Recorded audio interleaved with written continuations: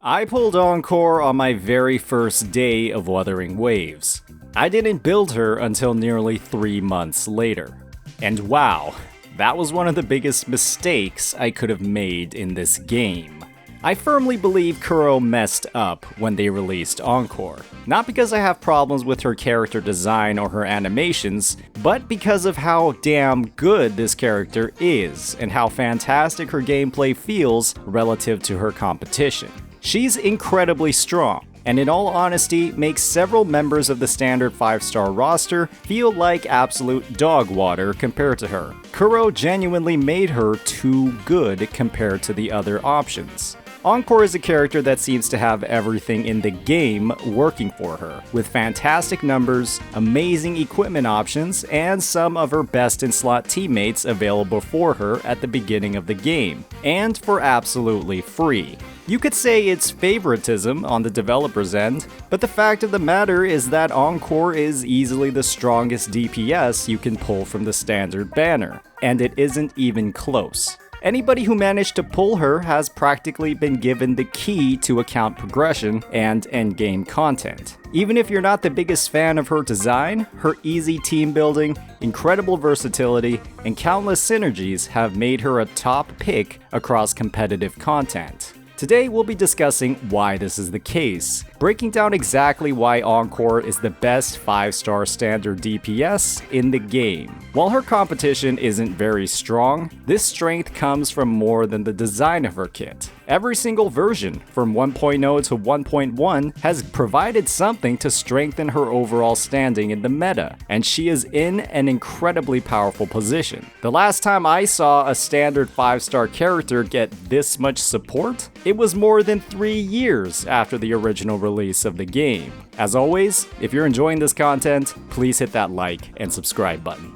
At a baseline, Encore's kit seems very similar to the rest of her standard 5-star DPS peers. With a transformative resonance liberation that heavily boosts her damage, inherent buffs from casting her skills, and a damaging outro skill, she's a character that demands a fair amount of field time in exchange for consistent damage. You can take all of these characteristics and apply them to Ling Yang and Calcharo. Where Encore first excels is through the incredible versatility provided by her Forte circuit, or that incredibly delayed charged up explosion. With the ability to swap to another character during this activation, this mechanic allows for a wide variety of different combos and rotations that other characters simply do not have access to. You can always use it at the end of your rotation in most cases, but there are also times where you can swap off Encore early to begin new rotations or build resources for other characters. The other standard 5-star DPSs lack these additional options and decision making, and Encore doesn't lose any of her numbers to gain access to these options. In a lot of ways, she feels like a standard plus character. There's simply more you can do when it comes to advanced gameplay mechanics to optimize her rotations,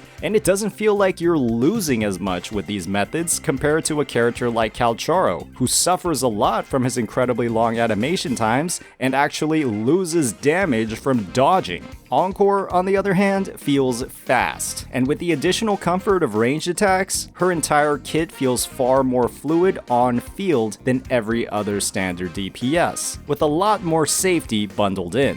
However, Encore's outstanding performance doesn't end with just her combat. Her echoes and her teams also have an insane amount of synergy. Encore's best-in-slot echo set is Molten Rift with Inferno Rider as the forecast. With an easy set activation condition of a resonance skill cast and a damage boost to basic attacks on the echo effect, Molten Rift as a whole was specifically designed for Encore and for her rotations, synergizing heavily with her inherent skill and boosting her main source of damage, basic attacks. Out of all the Fusion DPS characters, Encore is the one that synergizes fully with the forecast. She even beats out Chang Li, an actual limited character. What this ultimately means is that Encore and her teams are very simple to build, with a reliance on one damage stat and a best-in-slot teammate in Sanhua who buffs that damage stat. With Sanhua free as well from one of the beginner login events, all you needed to build Encore's endgame hypercarry team was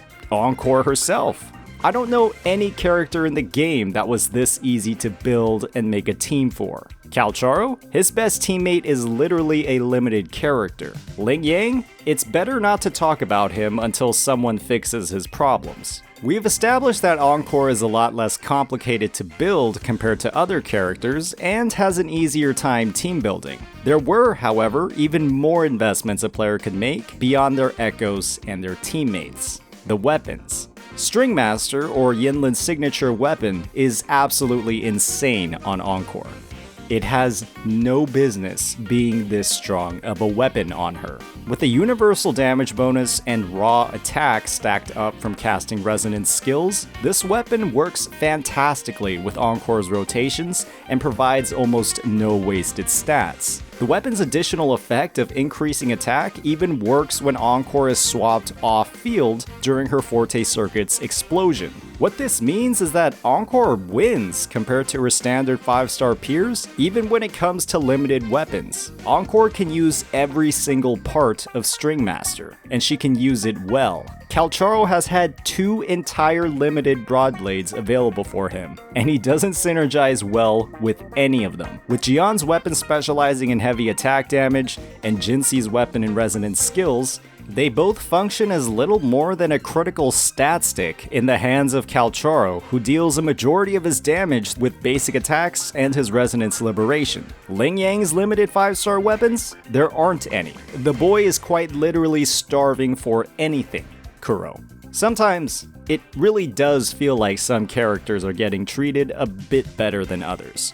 The funniest thing about all these synergies and lack of synergies is the fact that Yinlin's weapon didn't need to be so versatile. With Yinlin dealing most of her damage through resonance skills, her weapon could have easily only boosted resonance skill damage without its generic attack boosts. But Kuro decided otherwise, much to the benefit of Encore players.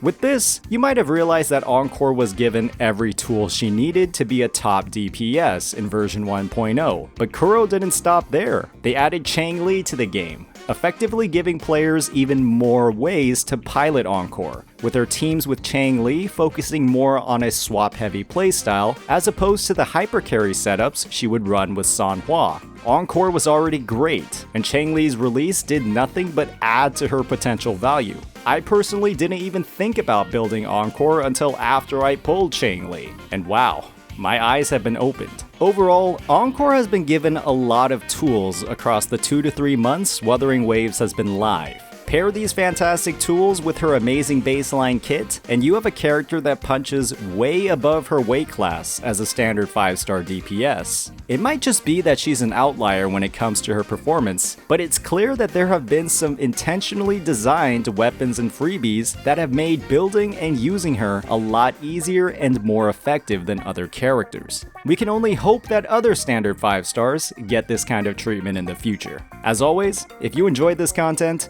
please hit that like and subscribe button. Peace out.